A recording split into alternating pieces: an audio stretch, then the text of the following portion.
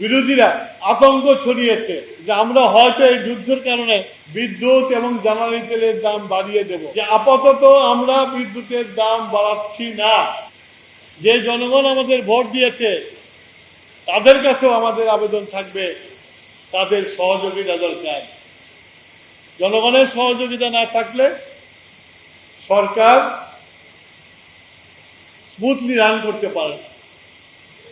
আর একটা ভয় মানুষের মধ্যে, বিরোধীরা আতঙ্ক ছড়িয়েছে যে আমরা হয়তো এই যুদ্ধের কারণে বিদ্যুৎ এবং জ্বালানি তেলের দাম বাড়িয়ে দেব। আমি কালকে আশ্বস্ত করেছি যে আপাতত আমরা বিদ্যুতের দাম বাড়াচ্ছি না। সুতরাং দাম বাড়বে বলে ভয়ে তেল ভরে মজুত করবেন, এটা ঠিক হবে না। বাছাইকৃত লাল সরিষার দানা থেকে অত্যাধুনিক কোল্ড প্রেস মেশিনে তৈরি হয় প্রাণ সরিষার তেল, আসল ঝাঁঝে আসল স্বাদে।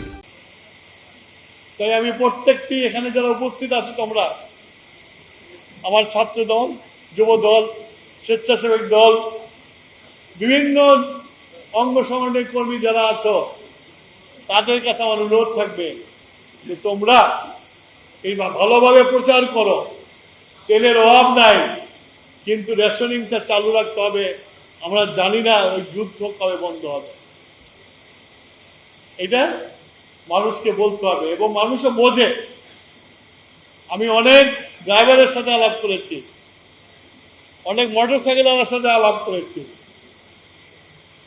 তারা বলেছে বুঝি, কিন্তু একটু বেশি না রাখলে কেমন হয়।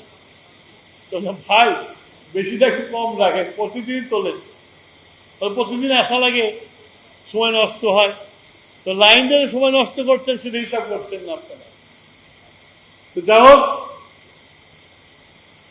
আমি এই জিনিসটা পরিষ্কার করলাম এই জন্যই, এটা এখন বাংলাদেশের সবচেয়ে বড় ইস্যু, একটা ইস্যু।